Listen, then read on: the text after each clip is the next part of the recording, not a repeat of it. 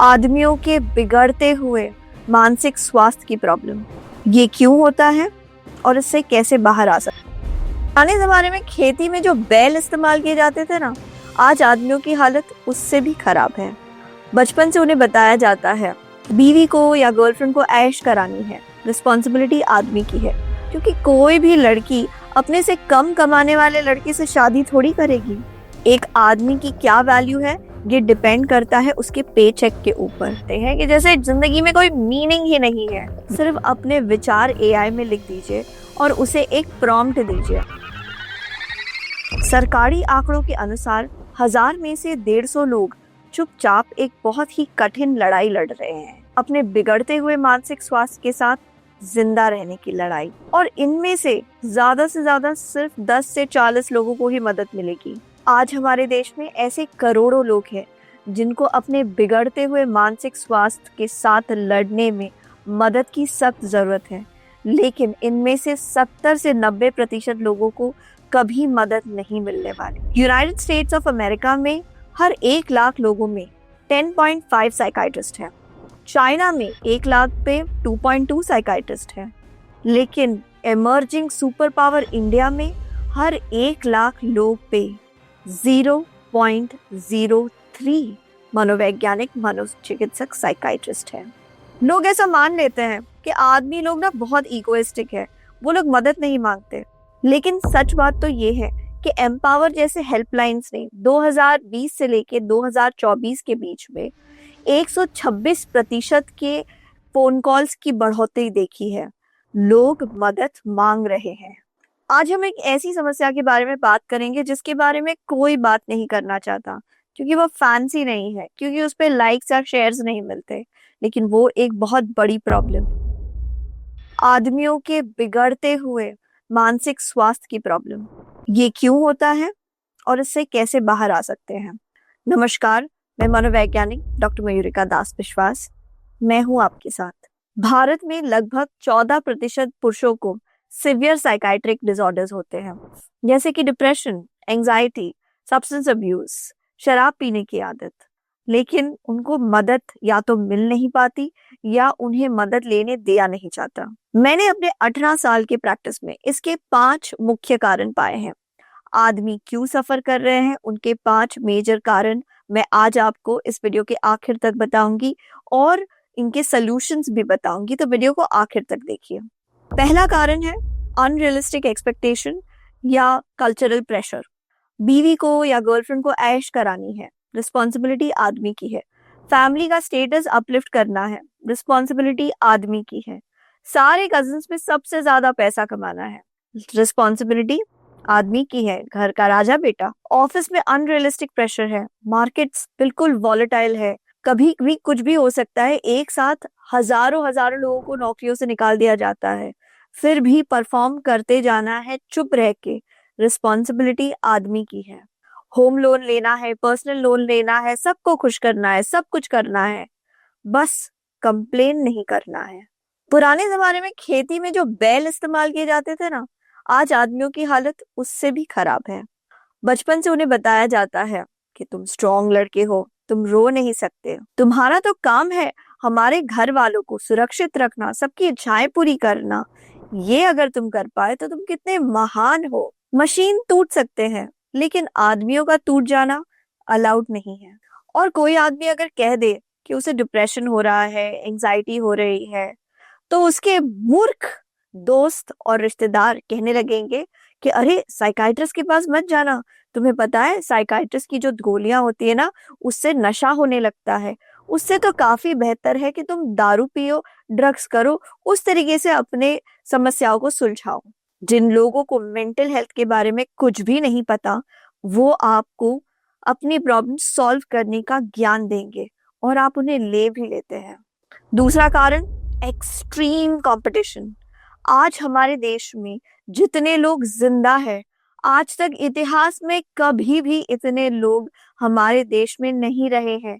आज के पुरुषों को जिस लेवल का कंपटीशन बर्दाश्त करना पड़ रहा है, ऐसा कंपटीशन हमारे किसी भी पूर्वज ने नहीं सहा होगा। आदमियों को आदमियों से भी compete करना है, लेकिन आदमियों को आज के तारीख में वर्किंग क्लास में औरतों से भी compete करना है, उनसे ज्यादा पैसे कमाना है, और तभी जाके उनको पत्नी मिलेगी।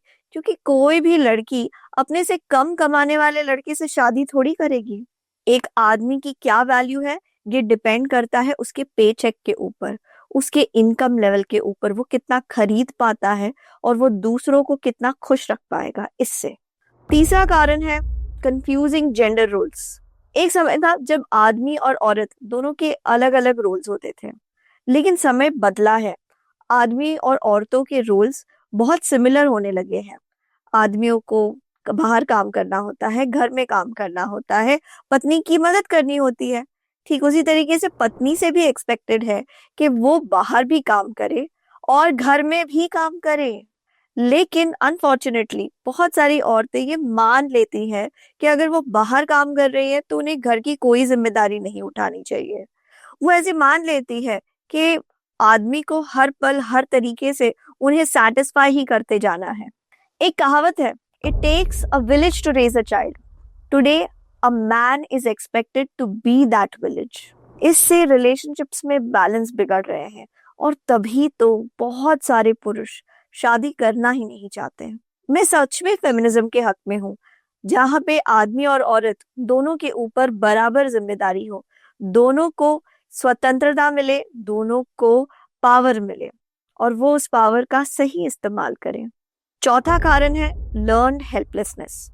मार्केट्स वॉलेटाइल है, किसी और देश में युद्ध लग जाता है तो हमारे देश में सेक्टर्स बंद हो जाते हैं।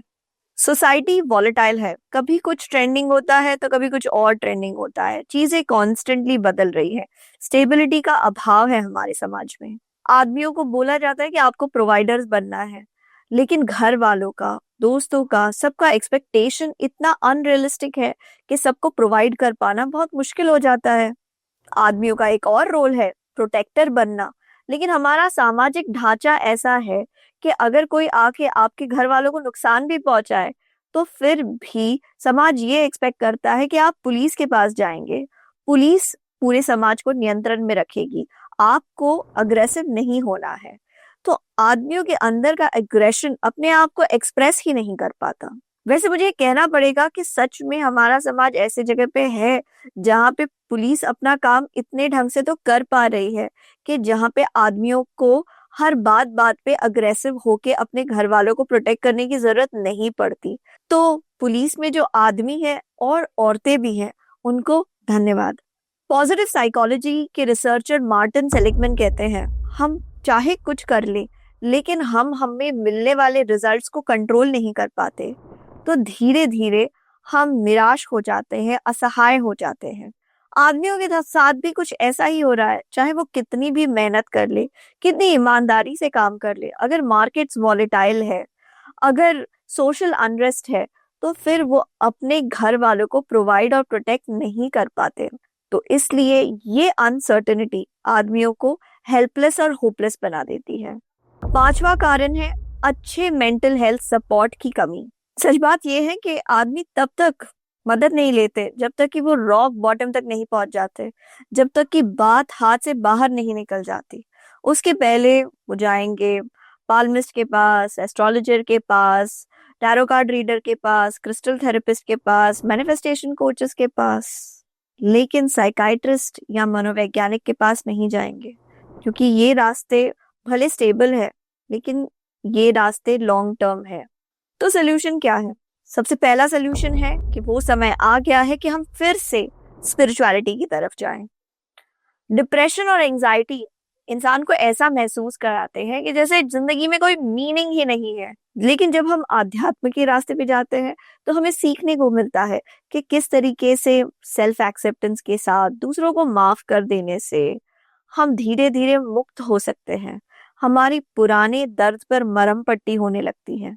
विक्टर फ्रैंकल अपनी प्रसिद्ध किताब मैन सर्च फॉर मीनिंग में कहते हैं कि अगर हमें बुरे वक्त में बने रहना है तो जो चीज हमें मदद करेगी वो है रेजिलियंस। रेजिलिएंट होके रहने के लिए आपको जरूरत पड़ेगी आशा की।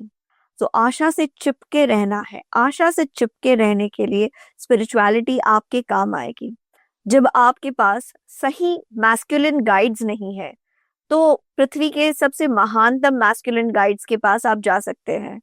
वो है भगवान कृष्ण और भगवान बुद्ध।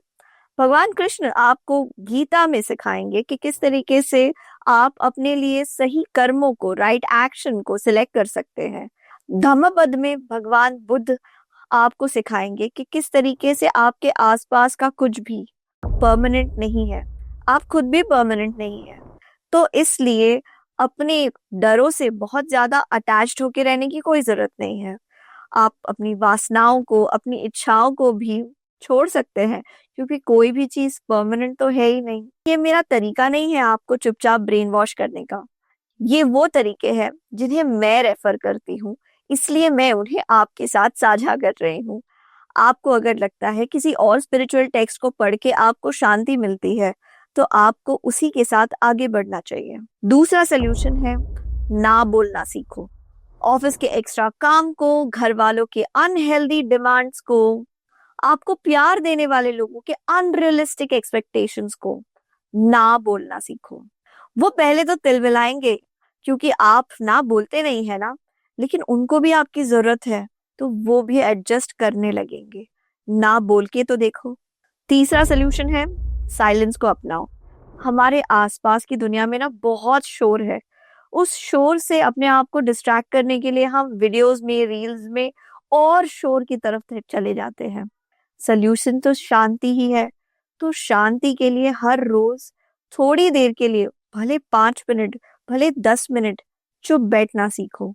चुपचाप बैठे रहो, कुछ देखो नहीं, कुछ पढ़ो नहीं, शायद जर्नल करो। आपके मन में जो भी बात है उन्हें लिखना सीखो। लिखते लिखते एक ऐसा समय आ जाएगा जब आपको जवाब मिलने लगेंगे।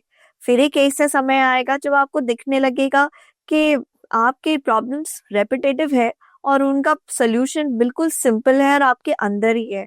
और फिर एक ऐसा समय आएगा जब लिखने को कुछ रहेगा ही नहीं। चौथा सोल्यूशन, ऑफ कोर्स, आपको किसी मनोवैज्ञानिक या मनोचिकित्सक के पास जाना चाहिए।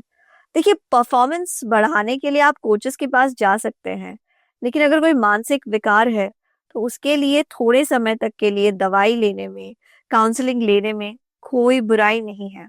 अगर ये भी आपसे नहीं बन पड़ता, तो फिर एआई को अपने सिर्फ विचार लिखिए। कोई कॉन्टेक्स्ट मत दीजिए कि विचार क्यों है, कैसे है, इसका बैकग्राउंड क्या है। सिर्फ अपने विचार एआई में लिख दीजिए और उसे एक प्रॉम्प्ट दीजिए, फाइंड द कॉग्निटिव डिस्टॉर्शंस। आप तुरंत ही देखेंगे एआई कितने सुंदर तरीके से आपके विचारों को स्पष्ट करके सामने रख देगा कि कहाँ आप गलत सोच रहे हो और किस तरीके से आपको अपने सोच को बदलना चाहिए। पांचवा सोल्यूशन है योगा और ध्यान। देखिए, ध्यान करने से आपका कॉर्टिसोल लेवल कम होता है, आपके ब्रेन के प्रीफ्रंटल कॉर्टेक्स में सोचने की क्षमता बढ़ने लगती है, जिससे आपके इस प्रॉब्लम को सॉल्व करने की ताकत बढ़ने लगती है। योग जब हम करते हैं तो फिर उससे हमारे शरीर में एंडोर्फिन्स रिलीज होते हैं, ब्लड सर्कुलेशन बढ़ता है, बीमारियां कम होती है। जब शरीर स्वस्थ होने लगता है तो मन का स्वस्थ होना बहुत आसान हो जाता है। अगर आप एक पुरुष हैं और इस वीडियो को देख रहे हैं, तो मैं आपसे कहना चाहती हूँ कि आप अकेले नहीं हैं। मदद मांगो, मदद जरूर मिलेगी। अगर आप एक महिला हैं, तो फिर पुरुष इतना सारा हमारे लिए करते हैं, इस बात को अप्रिशिएट करने लगिए। इस वीडियो को किसी ऐसे के साथ शेयर कीजिए जो इसे देखकर पुरुषों के एफर्ट्स को अप्रिशिएट करने लगेगा और पुरुषों को सपोर्ट करने लगेगा। हर रोज भले 5 मिनट के लिए सही भगवत गीता और धम्मपद पढ़िए, और भले 10 मिनट के लिए सही चुप बैठिए। आशा करते हैं ये वीडियो आपको पसंद आया है। आपके मूल्यवान समय के लिए धन्यवाद।